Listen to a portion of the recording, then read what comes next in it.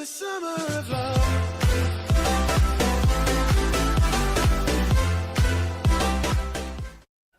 Alright, what's up, Birdie Trexpro here, and today I am back for another Yu-Gi-Oh! Deck profile. I know I'm a little bit late on this trend, or this new deck concept. Well, not a new deck concept, but like a new introduction to the meta, I guess. A revival of the deck. But it's counter fairies, as you can tell by the title of the episode, and what you're looking at. So, before I start, I'm just going to say, I don't really have an extra deck. I only have a 3-card extra deck, and that's Baguska.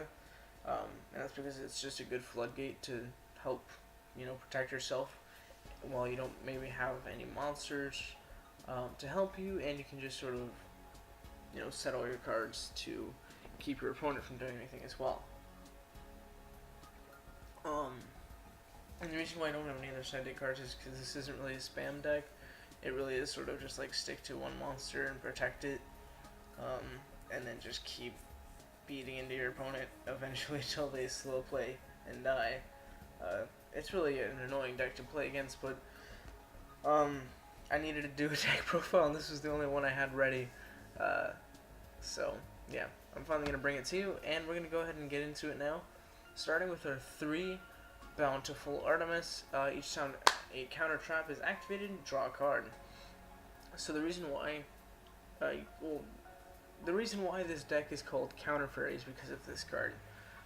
It basically made fairies associated with the counter traps, and just being able to draw a card after every activation can be really powerful, especially if you draw into another draw. So yeah.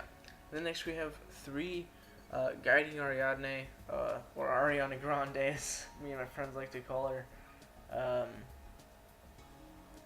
This is basically just a modernized version of Bountiful Artemis. So you don't pay life points to activate counter traps, and you don't discard to activate counter trap cards. So basically, you get to have all of your counter traps free.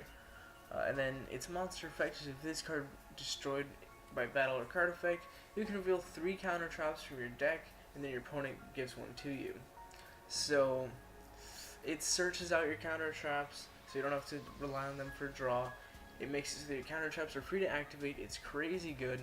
You'll never be using its pendulum summoning, like the scales or whatever, but its effect is crazy good. So it's definitely 3 of. Then we have 2 Power Angel Valkyrie. I do believe this is a new card from the structure deck that came out a while ago. If you negate the activation of a spell or trap card or monster effect, it searches out a fairy monster from your deck. I really like it. I don't know why some people only run it at 1. Personally, I would run it at 3, but my deck just really doesn't have room for it. It's already pretty tight on space. But yeah, it's definitely a good card, being able to Stratos out either Ariana or Artemis. So personally, I think it's one of the best cards in the deck. Then we have 2 Angel Sage Minerva, or I guess in the TCG, Minerva Scholar of the Sky.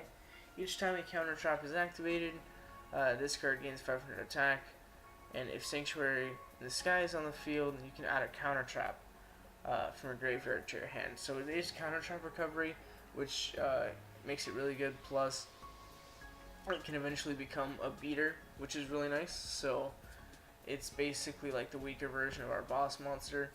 It's really good cards, so it's sort of another Stratos for the deck, being able to search out your counter traps back from the grave. I guess that wouldn't be a Stratos. I don't know what that'd be called, but yeah, it's a really good card.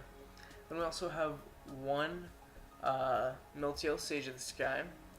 Each time a counter trap is activated, gain 1,000 life points, and if Sanctuary in the Sky is on the field, destroy a card your opponent controls. We only run 1 of it because I really don't think it's gonna last that long in the field, and it sort of wastes a normal summon that could be used for one of the searchers or something else. But don't get me wrong, it is a good card, because if you actually had one of your counter traps set before you had Sanctuary in the Sky, or not Sanctuary in the Sky, but your spell card or Ariana, because you're gonna end up paying life points. So this can sort of be life point recovery, and destroying non-target destruction is actually really good. And then we have Zeradius, Herald of Heaven. You can discard this card to the graveyard to add Sanctuary in the Sky from your deck to your hand. If it isn't face up on the field, destroy this card. It does have 2100 attack, so it's a decent beater. But you're mainly going to be using it to search out Sanctuary in the Sky since we don't run Terraforming. And Sanctuary in the Sky is a good card. And then we have two Sacred Arc Air Knight Parshat. It's our boss monster of the deck. Some people don't even run this in counter fairies, but I think it works as a good boss monster. So if you activate a counter trap, or if you negate the activation of a card, except during the damage step, you can banish two other fairy monsters from your hand, field, or graveyard. You can special summon this card from the graveyard or hand. If this card attacks a defense position monster, inflict piercing battle damage, and when it inflicts battle damage to your opponent, you can add a Parshat card or a counter trap card from your deck to your hand. So like I said, this card over here is like a weaker version of this, because this searches out the counter traps. It's really broken. Sorry, I was messing up on the line, so sorry if there's like a weird cut or something. But yeah, it's a really good card. I think it works as a good boss monster. 2800 attack is pretty difficult to get over. So yeah, we have 3-carded Demise because you're typically not going to be special summoning with this deck. The only time you do is with the boss monster, so that's the only conflict with it. Otherwise, you're pretty much good to go. Carded Demise is just going to benefit you. 2 Pot of Desires. You run pretty much 3 of everything that's important of this deck. It's just extra draw power, so yeah. Monster Reborn. This can help get you another boss monster if needed. Sanctuary in the Sky because it makes it so that as long as you control fairy, battle damage becomes 0. It's not that important, but a lot of your cards revolve around it. Then you have 3 of the Sanctum of Parshat, which has the same name as Sanctuary in the Sky. Fairy monsters on the field gain 300 attack and defense. Set spells and traps cannot be targeted or destroyed by card effects. And then once per turn, you can target a total of 3 fairy monsters or counter trap cards with different names in your graveyard and place them on top of your deck in any order. It's a really broken card. It's really what makes this deck viable. Again, it just speeds up their playstyle so much and can help keep their deck a little more consistent. We have Raigeki to deal with problem cards. And then moving on to our counter traps, or our traps in general, I guess. 3 Rebirth of Parshat. Whenever a card is activated, you can reveal a counter trap in your hand and discard a card and pay 1,000 life points. Negate the activation, and if you do, shuffle that card into the deck. Then you can special summon a Parshat monster from your deck or extra deck. There is a Parshat card that you can run in the extra deck, but I don't run it. I'll have like a completed extra deck in the description below. I just didn't feel like building it right now. So anyways, yeah, it sounds like a lot of payment, but in reality, you're only gonna have to reveal a counter trap in your hand. Plus, you're gonna be special summoning the boss monster. And that's the main reason why we run it at 3. So it's a really good card for that reason. Next we have Light of Judgment. If Sanctuary in the Sky is on the field, you can discard a light monster and either look at your opponent's hand and discard 1 card from their hand, or send 1 card your opponent controls to the graveyard. So the reason why I run this, I doubt a lot of people run this in counter fairies since it's not a counter trap, but the reason why I run it is because getting to look at your opponent's hand and discard a card from it is so insane. It's such a broken effect. Like, that's why Dust Shoot, I think it's called, is banned, because it's pretty much the same thing. This just doesn't even have like a requirement or anything. It's crazy. I think being able to see and even like get rid of an Ash Blossom or something, broken. It's absolutely broken. I don't know why people don't run it. It's fucking so good. Then we have 3 Ultimate Provenance. It just negates pretty much anything. All I have to do is discard the same type of card, and typically you're not gonna have to do that. 2 strikes negates the special summon or monster effect activation. Pay 1,500. You're typically not going to be paying it. Solemn Warning, because it's at 1, it's basically the same thing except 2,000. It also applies to spells and traps. And then Solemn Judgment just got off the ban list. You can pay half your life points to pretty much negate everything except for a monster effect. But since you're not going to have to pay those half life points, you could activate it first turn and you just have like a really broken field. And then we have 3 Storming Mirror Force. So this is really good because it can sort of re-even the playing field. There's not a lot of cards that this wouldn't affect, and even though it's not a counter trap, having this sort of gives your deck a chance in actually like overcoming a swarm-based deck. Alright, so sorry if there's like a weird cut or anything, but I decided to add this extra little bit in while I was editing because I was originally just going to skip on having an extra deck, but as I thought about it, I started to realize that there are some more cards in the extra deck that this deck actually needs, and or at least it's good to have as like a just in case sort of situation. So of course we have 2 Avenging Parshat. This is just in case like you actually have your Parshats in hand, or at least one of them in hand, or if you've already used both of them and you run into one of your Rebirth of Parshat, you'll have a target to use, and it's basically like a Book of Moon, except not face down. It's just it changes their battle position, so it's not like a Book of Moon at all actually. And it has piercing. I wish it had the draw effect, but I feel like that'd be a little broken in today's meta, but whatever. And then we have 2 Baguska. It's just such a good floodgate. I was talking about it sometime during the deck, I don't know when. But here's where we added like more stuff. So we have 2 Utopia.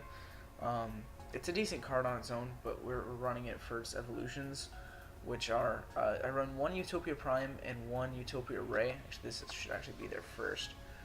Actually, no, it should be like that, yeah. So if you make Utopia Prime, it's basically like you're going for game, because it basically you have to, your opponent has to have 3,000 life points higher than yours in order to activate its effect, and you drain your life points all the way down to 10 to destroy any special summon monsters your opponent controls and banish them, and then inflict 300 for each of those monsters. So it's going to be really good against Troy Mares when those are a thing, because you'll be destroying like 7 cards per turn pretty much, which is pretty broken. Or 7 cards in that one turn, which would be 2,100 burn plus your attack later on, which will be crazy. But yeah, you're basically just for burn, and it is really risky, so don't do this unless you know you're going to be winning once you activate it. Your other option is Utopia Ray, which you can actually use even after Utopia Prime. So you can detach material from this card, and it gains 500 attack. And then one monster your opponent controls loses 1,000 attack. And then you must have 1,000 or less life points to activate it. So you couldn't use Prime and then later on in the duel use Ray if you somehow survived that long, which would be pretty crazy. Or if you get whittled down because of your strikes and your warning and your judgments not being protected by your spell card. But it could happen. And then of course we have Lightning, which is basically just a 5,000 beater. Broken card, and you use Ray or Prime, or even Utopia, I guess, but you're going to be overlaying these 2 guys on Utopia, and then overlaying Lightning on top of them. And then to finish it off, we have an Abyss Dweller for graveyard-based decks, Tornado for annoying spells or traps, Karen Gorgon. This is sort of an interesting choice for me. It's in my tech XCs of choice because I know a lot of people don't run it. But basically, for me, the reason why I like it is because it did me so good in Zoo format. I always ran 2 of it in any deck that could run it because it was really good. So say like Dryden, whenever it would activate its effect to target and just like do its shenanigans, all you have to do is do Karen Gorgon, and then you can change the target to Dryden, and then Dryden just gets rid of itself. So like, it was pretty broken. to say the least. So yeah, it's a fun choice, and that's sort of why I run it. Not because of zoos, but because of like that reason. I have actually used its effect multiple times, even after zoo format, but it's just not as frequent. But you might run into a situation where you'll need it. Castell, this is the Book of Moon actually, or you could detach 2 to shuffle, which make it basically an Erebus. Not sure if there's any other card like it, so yeah. And then we have Akashic Magician. This is for getting rid of boss monsters, I guess, if they're stupid enough to put it in anywhere near the extra zone. So, yeah, but that's pretty much it. Like, you're probably not going to be going into most of this. You might go into 1 or 2 of them throughout the duel, but chances are you're not going to be going into them, but just in case. So, yeah. So, I hope you guys enjoyed this deck profile, and if you did, please like, comment, please, please like, comment, and subscribe if you haven't already. Thanks for watching. Hope to see you next time, and as always, have a roaring good day.